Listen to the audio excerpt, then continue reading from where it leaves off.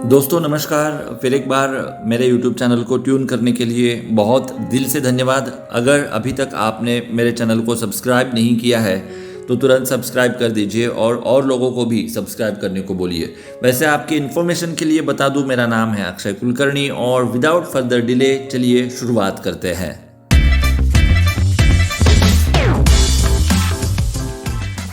आज का पॉडकास्ट मैं शुरू करूं उससे पहले आप लोगों को मैं एक बहुत इंपॉर्टेंट बात बताना चाहता हूं। आपको लगता है ना कि परम पूज्य आसाराम बापू जी गलत है, वो बहुत गलत है, उन्होंने बहुत गंदा काम किया था, ऐसा काम था जो सनातन को शोभा नहीं देता है, ऐसा आपको लगता है ना।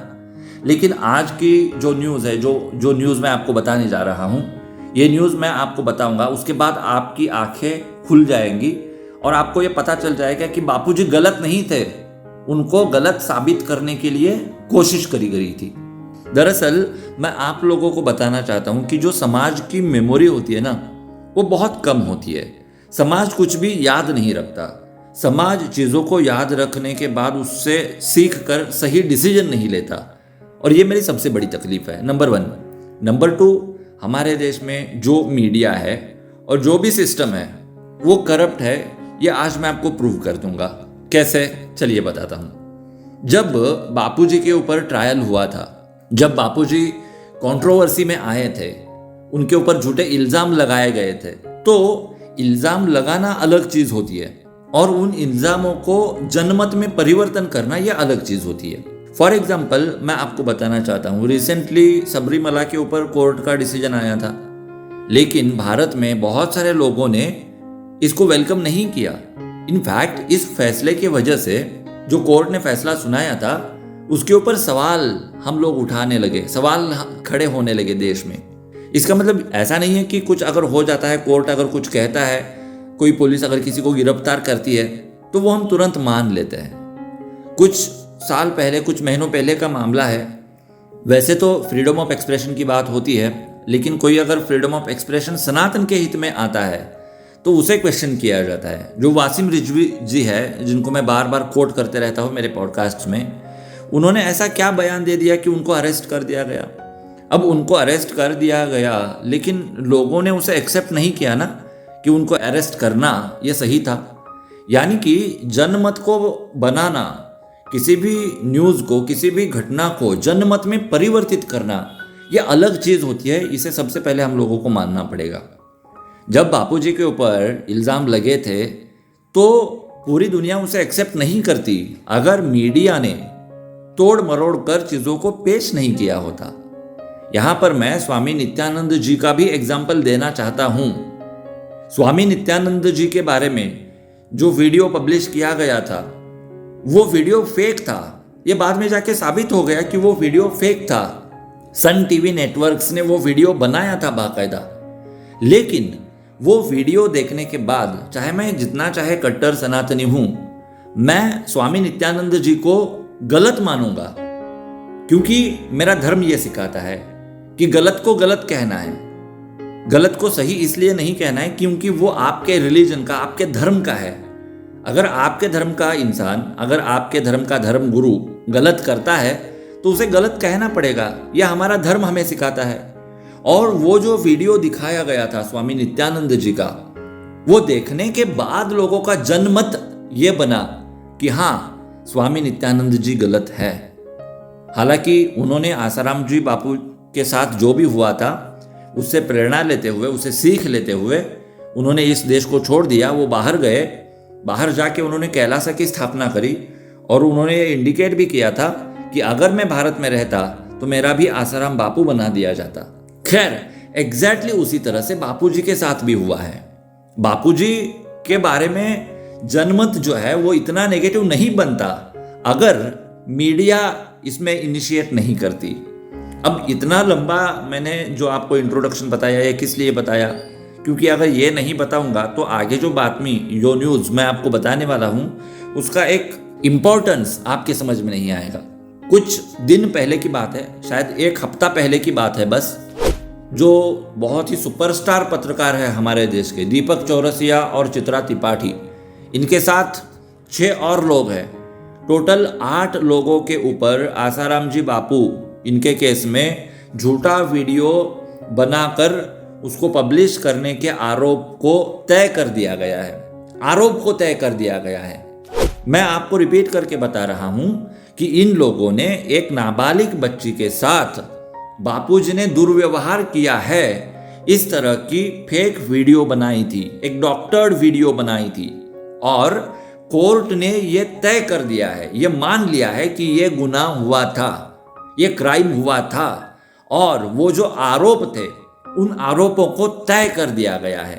आरोप किसके खिलाफ थे? वो आपकी चित्रा त्रिपाठी, दीपक चौरसिया और उनके समेत 6 और लोग थे। इन सब के ऊपर आरोप तय कर दिए गए हैं।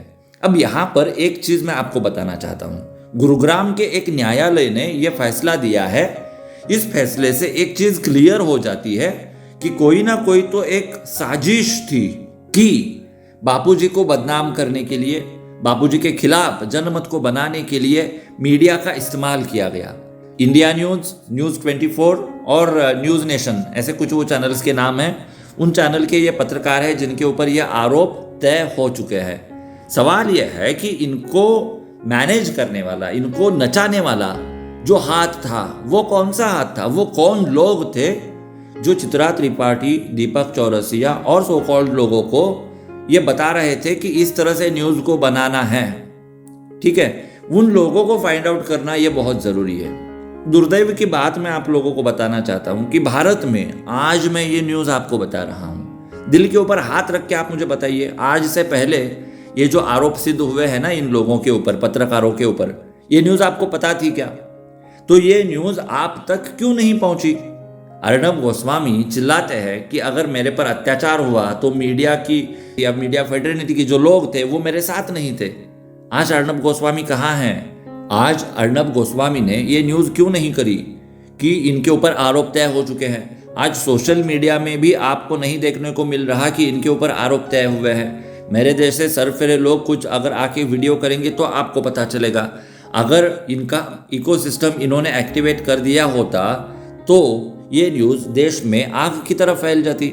हफ्ता हो चुका है लेकिन आप लोगों को खबर भी नहीं है कि चित्रा त्रिपाठी के ऊपर और दीपक चौरसिया के ऊपर न्यायालय ने आरोप तय कर दिया है।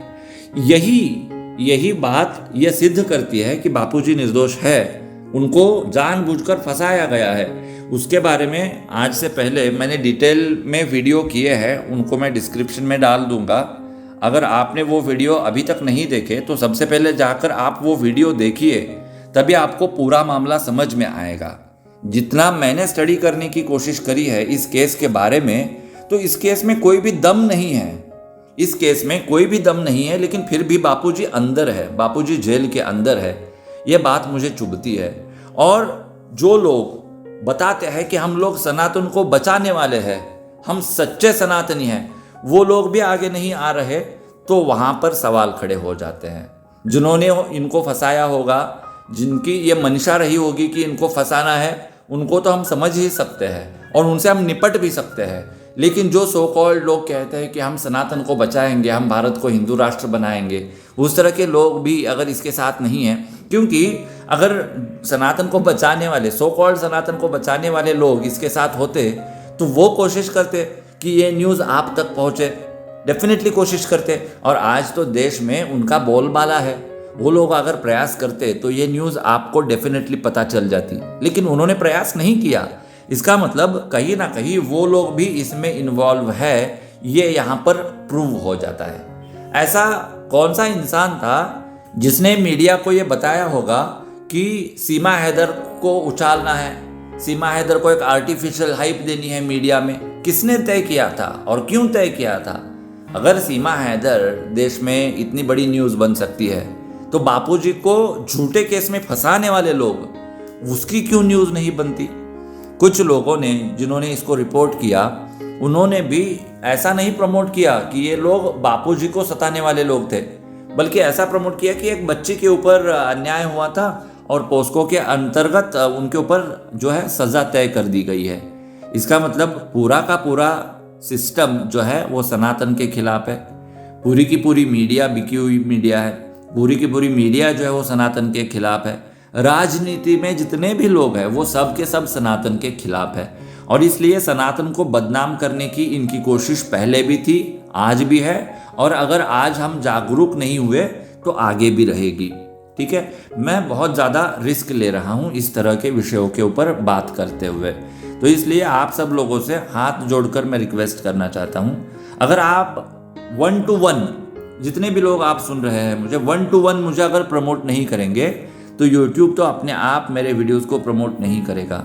इसलिए जितने भी बापूजी के साधक हैं उनसे मैं हाथ जोड़कर रिक्वेस्ट करना चाहता हूँ, जो भी बापूजी के साधकों के व्हाट्सएप ग्रुप्स है उन ग्रुप्स में इस पॉडकास्ट को आप वायरल कर दीजिए। और जो भी बापूजी के बाकी साधक है उनको क्या करना है, बाकी जो लोग हैं ना जो बापूजी के साधक नहीं हैं उन तक भी इस पॉडकास्ट को पहुंचाना है। जैसे मैंने पॉडकास्ट के शुरुआत में कहा था, मेरा मन करता है कि मैं अक्सर इस विषय पर बात करते रहूं। बात करते रहूं का मतलब क्या है, इसको एक एक्टिविटी में कन्वर्ट करना पड़ेगा, तो उसके लिए अक्सर बात करते रहना बहुत ज़रूरी हो जाता है। और इसलिए मेरा मन करता है अगर आप मुझे प्यार देंगे तो डेफिनेटली मैं कोशिश भी करूँगा।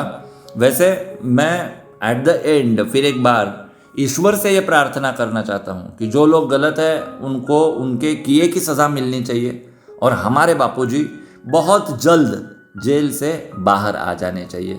आज भी जिन लोगों को लगता है कि बापूजी गलत थे उनके लिए ये बहुत बड़ी खबर है कि बापूजी गलत नहीं थे, उनको गलत पेश किया गया था।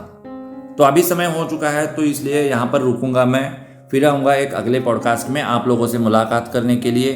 तब तक आप सब लोग ख्याल रखिए खुद का, उनका भी ख्याल रखिए जिनसे आप मोहब्बत करते हैं।